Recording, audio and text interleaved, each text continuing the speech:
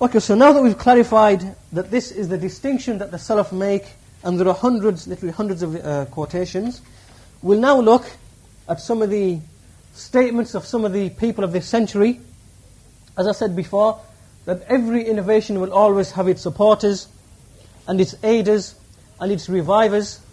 Even though we might not necessarily label these individuals as innovators, because it's not for us to do that, it's for the ulama to do that, this still doesn't mean that they are not the supporters of innovation, and they are not the revivers of the Bidah, and they are not the ones who promote their thought and methodology.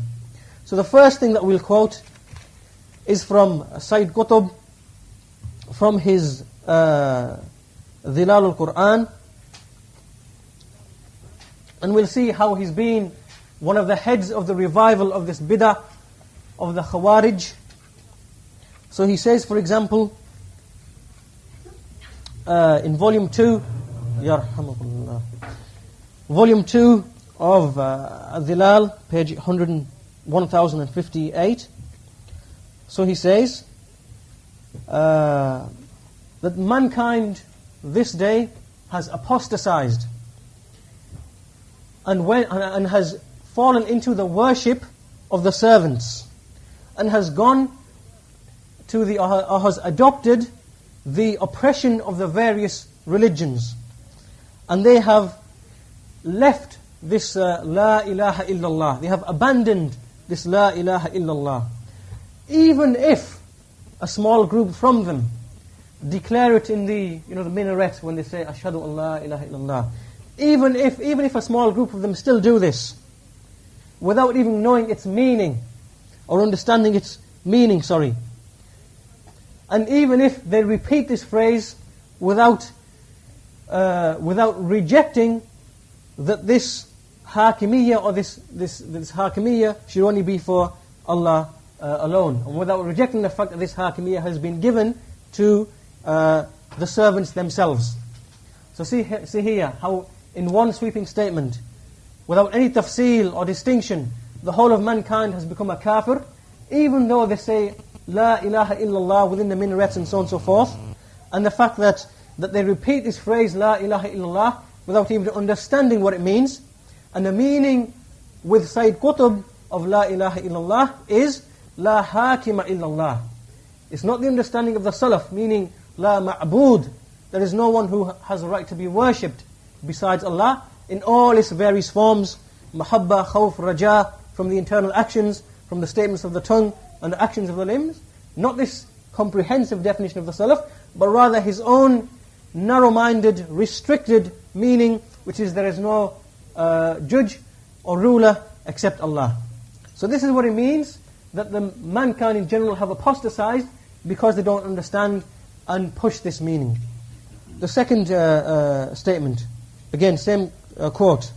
He says, and in the Arabic it's very clear, فَقَدْ ارْتَدَّتْ الْبَشَرِيَّةِ إِلَى عِبَادَةِ الْعِبَادِ وَإِلَى جَوْرِ الْأَدْيَانِ وَنَقَصَتْ عَنْ لَا إِلَهِ إِلَّا اللَّهِ وَإِنْ ظَلَّ فَرِيقٌ مِّنْهَا يُرَدِّدُ عَلَى الْمَآذِ لَا إِلَهِ إِلَّا اللَّهِ دون أن يدرك مدلولها ودون أن يعني هذا المدلول وهو يرددها ودون أن يرفض شرعية الحاكمية التي يدعيها العباد لأنفسهم. And then he continues, he says, again same thing, except that mankind on this day, have returned to the jahiliyyah and have apostatized from La ilaha illallah. So they have given those servants the specific and unique characteristics of uluhiyyah. And uluhiyyah to him, as we know, is hakimiyyah, nothing else. And they have not acted upon the tawheed of Allah as He sees it, and neither have they purified their allegiance and their loyalty to Allah alone. So what he's trying to say is that in his view, because of this rule, and this the right to rule, has been taken away from Allah and given to mankind. So the Khawarij of the old, who said to Ali that you've taken the rule away from Allah and you've given it to men, then you've disbelieved on account of that. And Sayid Qutb that they have apostatized from La ilaha illallah because they have given this characteristic of uluhiyyah, which is al-hakimiyyah to Him, and we have given it to the servants themselves.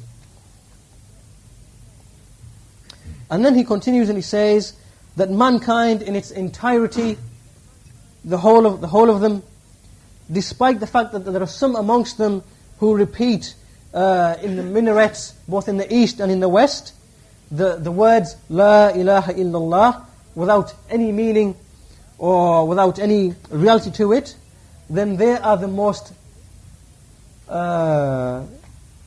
severe in sin, and the most severe in being punished on the Day of Judgment, because they have apostatized and went to the ibadah of the servants themselves. So you see these words, reflect on them carefully. That those who say this La ilaha illallah in the minarets of the east and the west, without understanding its madlul, its meaning, or its reality, then they are the most sinful and the most severely punished on the Day of Judgment. So this is takfir, without any distinction, not just for specific people, but the ummah as a whole.